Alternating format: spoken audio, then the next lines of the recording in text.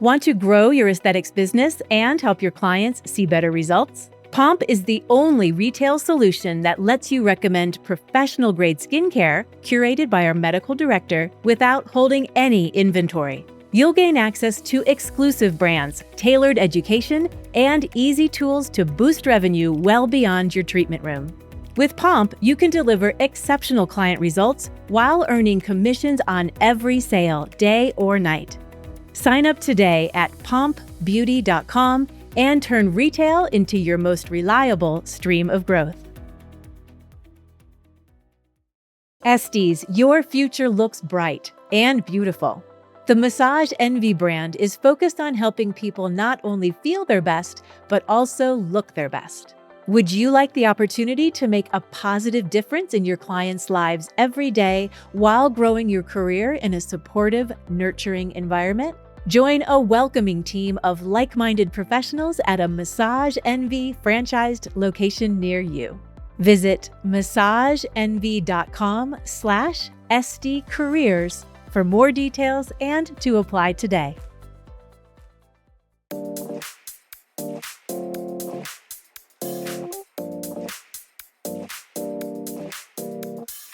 Hello and welcome to ASCP's Esty Talk. I'm your co-host, Maggie Stasek, and ASCP's program director. And I'm Ella Cressman, licensed esthetician, business owner, and content contributor for Associated Skincare Professionals. Ella, I am beyond excited for today's episode.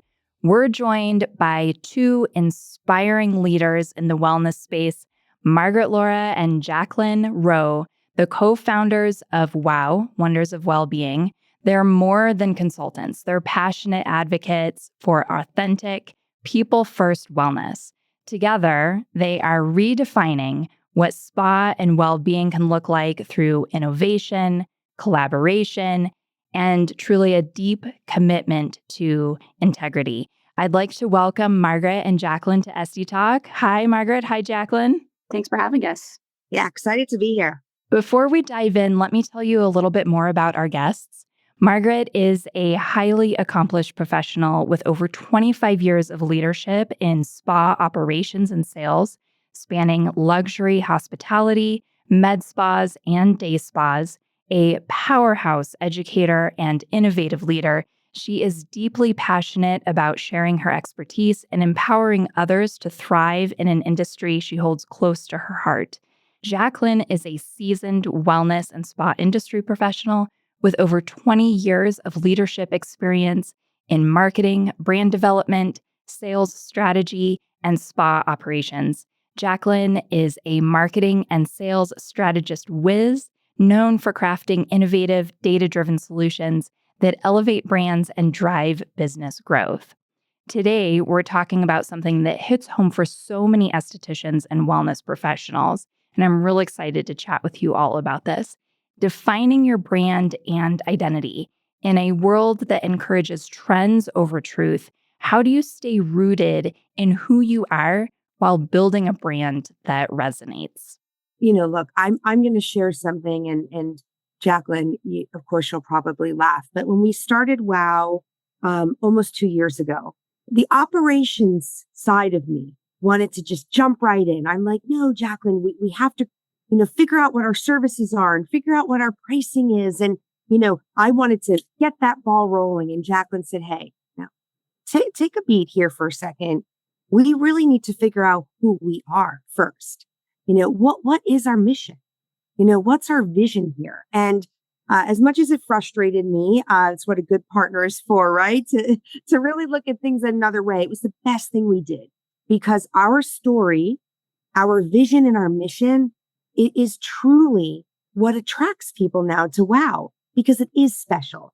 And we want to share that because unfortunately, we see all the time incredibly talented spa pros, trying to be everything to everyone in their business. And, unfortunately that leads them jumping from trend to trend, overloading their menus, struggling to find their voice and really remain authentic to their brand story. And the problem is, unfortunately, this does not lead to a successful, business strategy. Guests will take a look at your brand and they really won't understand you. And when your brand isn't grounded and easy to understand, it makes it really, really hard to build loyalty. So that's why we're super passionate about this and can't wait to dive in and hopefully share some really cool things to help spa professionals accomplish this. And brand identity, number one, right? It's the foundation of everything that supports your menu, your marketing, your guest experience. And if you're not focused on doing that around a brand story, that foundation turns to sand and nothing's going to stick. So we're going to go through a few tips today. And we're going to start with the first, which is brand discovery. And that's a fun one, right? Because brand discovery is, who are you? And who doesn't love talking about themselves, right? I love it. Jaclyne knows all too much. But it's not always so simple, especially as a business owner, because as much as we want to focus on our brand, what's the P&L saying? What's the guest saying? And sometimes all of those things really take us away from that original brand story. So I want to kick it off with an exercise and just take a moment and have you really think about a brand that you personally love. And maybe it's a coffee shop you go to, it's a hotel you love staying at, it's a clothing store. And think about, what do you love about that? And chances are, it's probably not what they're selling you ultimately, it's how they make you feel, right? It's really what today is about in regard to building your brand identity. How are you making your guests feel? And how are your services that you're offering connecting with them? So remember, your brand identity ultimately is that foundation. And without it, everything is just going to feel scattered and really not have meaning. So it starts with your story. And this is where you get to talk about yourself a little bit. And what story do you want your business to tell ultimately? And what does that look like? So what I mean by that are some examples. Is your story about tech skin health? Is your story about nature and rituals and very ceremonial? Are you more about post-surgery and maintenance and clinical results? Are you about pain management? What story do you want your business to tell? And there's really no right or wrong answer. But what's really important is that you figure that out and you stay in your lane. And that's going to really help you stay focused on your brand story and create a successful foundation. Absolutely. And just chiming in on that, it's ultimately not just about what you like to do, right? You come into this industry, as we all do, passionate about serving others. And we have this vision of like how we want to do that based on what we know. The industry is vast and you need that passion to go in day to day and serve others. It's very draining. Let's be real. It takes a lot. But at the same time, you need to make sure that it's feasible. Like, is this going to work? It's a business also. So a few things to really keep in mind as tools as you're kind of thinking this through. A competitive analysis. It seems really simple, but what are the other businesses in your market? What are they doing? What are they doing well? Maybe what are they doing that's not going so well? Are there gaps? Are there things that are totally missing? Also thinking about the finances. I know that this is a really tough subject and a lot of people are not numbers people. Like I'm a good spreadsheet person. I'm energy focused all day long, but I love some numbers. It can be really hard and you can't run away from it. You have to know, is that pricing going to make sense for you? And is it going to sustain you? Can you not just survive, but thrive on that? And your market research, again, this industry surprises me every day. I think, oh my gosh, I've learned something totally new. I've never even heard of that before. It's just endless. So you've got to do your research. You've got to understand also what your target audience wants. You may be really surprised. So I think doing your due diligence on that. And we always tell other business owners, whether you're new or you're trying to kind of rethink things, go check out other places. It's not about copying what they're doing because, that's just tacky. But it's really just to notice, what are they doing? What do you really think is, happening in there that's they're doing a great job. And maybe it's like, oh, they're offering a beverage service. Oh, I should do that, but in my own way. You can think about how you would do things differently. And again, just like get outside of your own head and out of your own experience and really try to carve out your niche and make something really special for yourself. I actually have a real life example that's happening right now with a dear friend, and she's been a massage therapist for a very long time, I think 20 years or so. And she's just been kind of like doing massage, just the basic, Swedish deep tissue, all that, right? Well, she's found herself in an environment in a, with a demographic that is really an older demographic. They're retired, but they have expendable income and they're really into golf. They're really into pickleball. They're into all this stuff. So she's like, I think I need to really do some recovery services. I'm like, I think you're right. But let's do the work. Let's do this competitive analysis. Let's look at your finances. Let's make sure that this is scalable and that, number one, are you sure this is the direction you want to go in and you're passionate about, changing this? But two, like, let's make sure that this is going to serve you. So it can be very exciting. And we're talking about an independent practitioner. It doesn't have to be a multi-million-dollar company to think about these things and think about your brand. One of these things I say, not to sound pessimistic, but your friends and family are your biggest cheerleaders, and that's amazing. However, are they the ones that are really going to pay your bills? Are they going to help you build your business and sustain your business long term? That's highly unlikely. So you really just have to think about, who are you selling to? Be okay with saying no to something that's not going to fit, and start small. You don't have to, I think people get really excited with, I'm going to do this and do this and this, and they jump ahead really quickly and then end up spending money or time on something that you have to backtrack. And I'm telling you, the most painful thing is to see, especially a small business or an independent business owner that has overcommitted to too many things with no real clear picture. And so now they're like deep in it. They've spent all this money and it's really hard to dig yourself back out of that. So really just, think about a few things when you're trying to decide what you want to do, right? Is this something that my client really could benefit from? Or is it just a trend? Is it just something that's just popped up and it's, everybody's talking about it? That's fine, but it doesn't mean it's for you. Is that authentic to you? And can I explain to someone who's already coming to see me, if you're an existing business, and that be something that makes sense for them? Like, why in the world am I adding? I always bring this example up. I'm like, everybody added lashes, like lash extensions. I'm like, okay, it's not for everybody. So does it make sense? And is it going to feed into that same guest experience? That is my goal. Or is it going to feel out of place? Right. And I think that's where you also have to think back to your vision and your mission statement. And it sounds very formal, but again, this is where you've got to, kind of lay the groundwork first, right? And I think once you've discovered who you are, once you take, really taking a look at your competitor analysis, as Jaclyne was talking about, and really deciding what's best for you, the next step is putting all of this into words. And that's where your vision and your mission statement come in, right? So we're understanding our brand, we're looking at our competitors, we've narrowed it down, we're ready to go. So how do we do this, right? So the vision is how I define that best, is that's your North Star. That's that big picture, the future that you're working to get towards. Your mission, on the other hand, is your pathway. I always like to think about it like I'm on a mission. I'm getting there, right? I'm going towards that North Star. It's how you show up every day to make your vision a reality.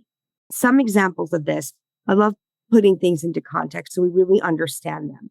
An example of a really great business vision is, I want to make every guest feel at home in their own skin, right? How do I get there? My mission statement is, we create nurturing, result-driven treatments using nature's best ingredients, right? So you're really telling that story.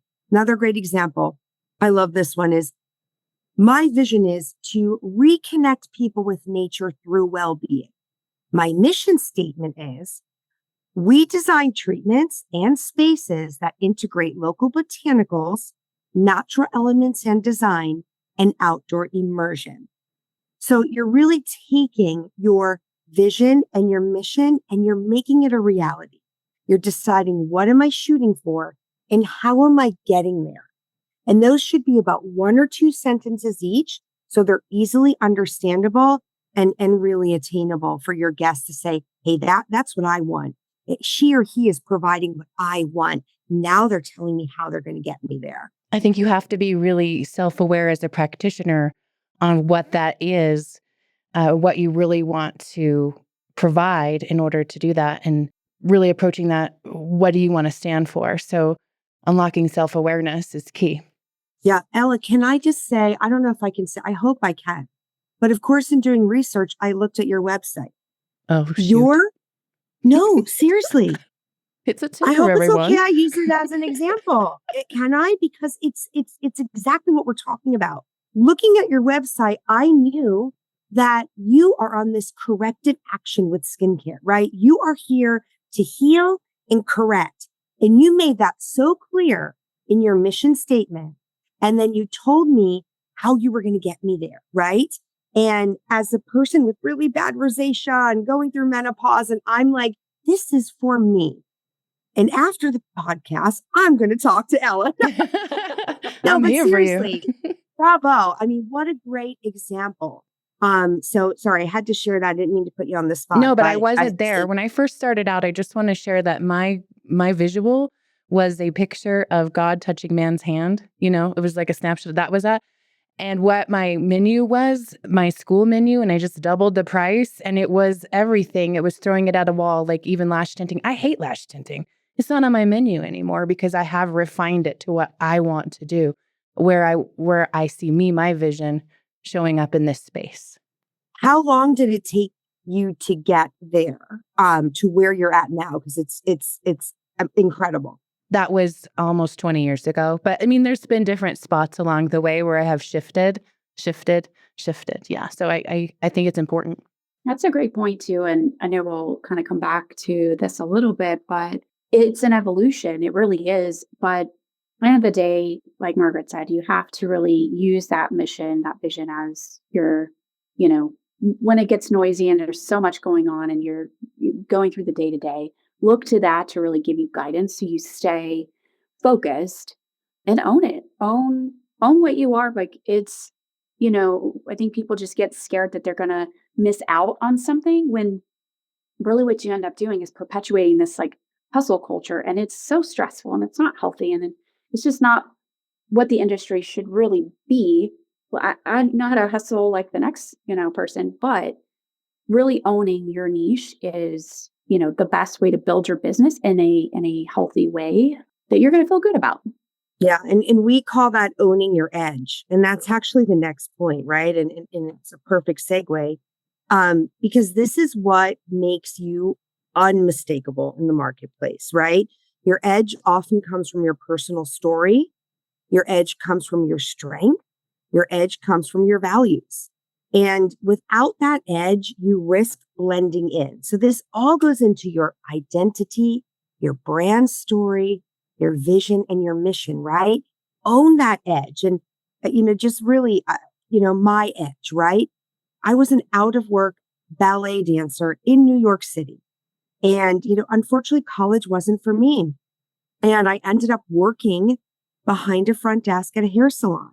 And that was the catalyst to, me loving the well-being and beauty industry and really pave the way for this incredible career for me. But I have to be honest, in telling my brand story and my identity, I hid that edge for a while. I didn't feel good about not succeeding in my dream as a ballet dancer. I didn't feel good about not going to college and trying to start a business or being a spa director without a college degree. And then I realized very quickly that edge is what makes me so powerful. That edge is what makes me so special. That's my strength. And I found a really great way to start to tell that story when I connect with people in business. So don't hide your edge. Find it, refine it into your brand story, and shout it from the rooftops. Mm-hmm. I love that.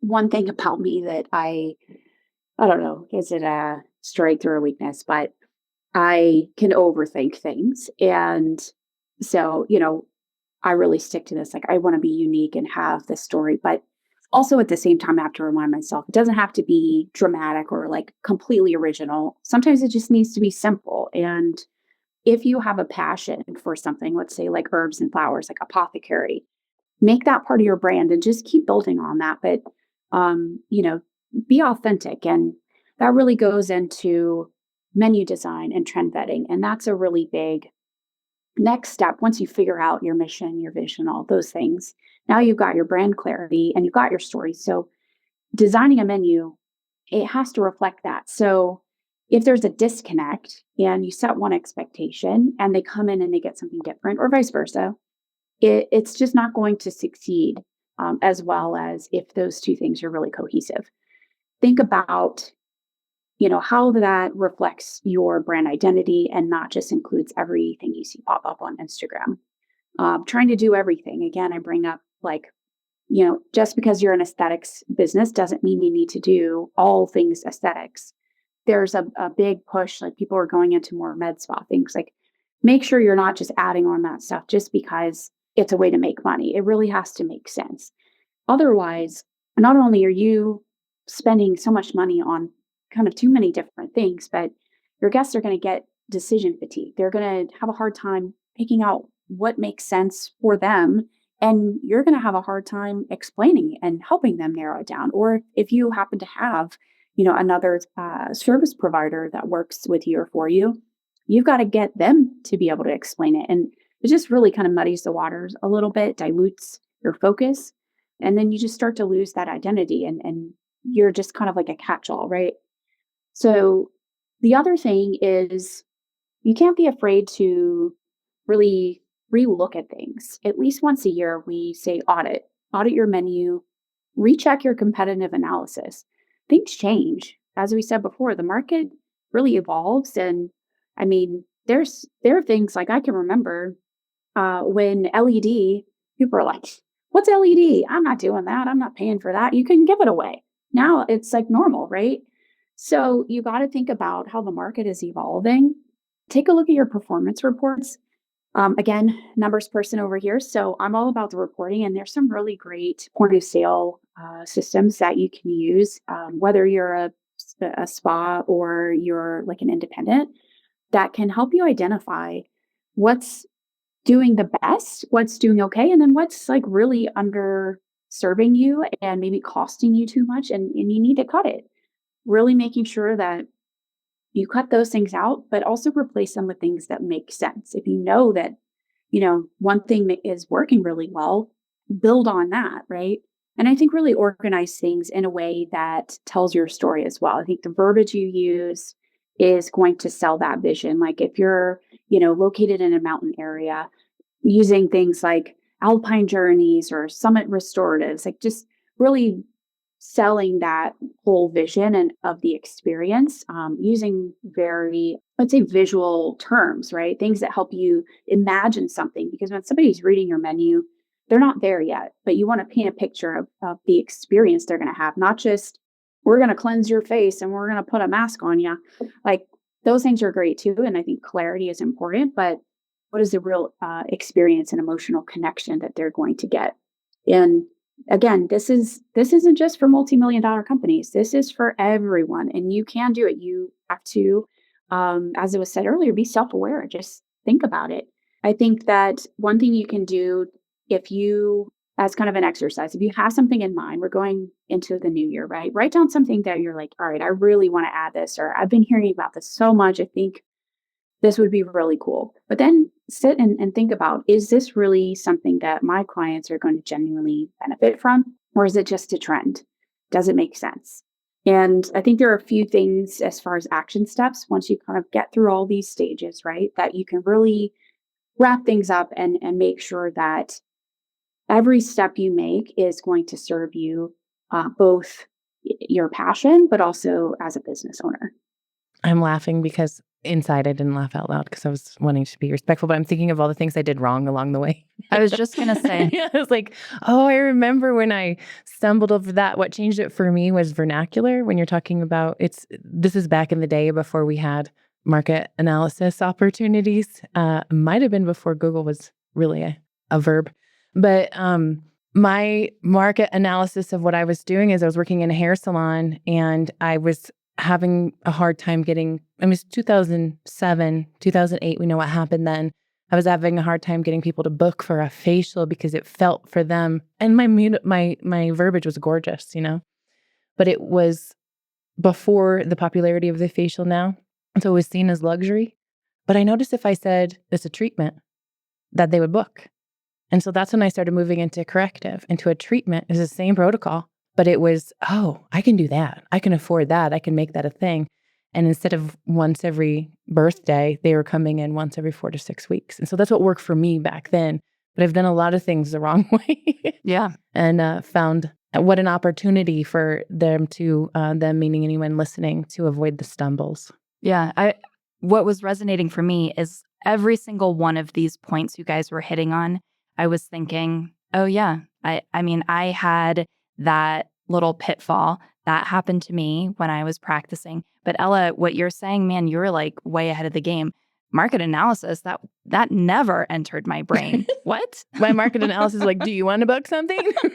Would you book something? Yeah. No. Oh, okay. No, yes, got it. Noted. Right. Yeah, I agree. And I think just wrapping it up, as you mentioned, sort of points, Maggie, and what we're going through today is, first and foremost, get a clear vision of your mission and vision, right? Get clarity on what is that North Star to me and how am I going to get there every day? And can I truly communicate that? Does that make sense when I communicate that to others and to my, prospective clients? Number 2, identify your edge. Your personal story is valuable. Guests are looking to connect with the person, not just with the brand. So find a really fun, creative, thoughtful way to interweave your personal story and your edge into your brand identity. Number 3, audit. Like we were just talking about, audit your menu. Take a look at, what am I offering? Is it still aligned? Is there clarity around it? Are people, does it have guest appeal? Is the data there? Are the numbers supporting it? Does it really tie into my story? And last but not least, once you've gotten all those 3 top tier, points down, really commit to staying consistent, right? Don't just chase around every trend, everything your friends and family think you should be doing, everything you're reading in magazines. Oh gosh, I really dated myself, right? Everything you're seeing online. Nobody has beauty magazines anymore. Geez. But stay consistent. And I think my last bonus tip is, to your point, Ella and Maggie, you talked a little bit about this, is review your brand at least once a year. Brands evolve just like people do. And it's okay to sort of rebrand once in a while, relook at what you're offering. So definitely once a year, go through those 4 points and see how things are sitting. Awesome. Thank you, guys. Now, listeners, we want to hear from you. Share with us on social media through Instagram, Facebook, or send us an email at getconnected@ascpskincare.com. In the meantime, thank you for listening to ASCP Esty Talk. For more information on this episode, or for ways to connect with Wonders of Wellbeing, Ella, or myself, or to learn more about ASCP, check out the show notes.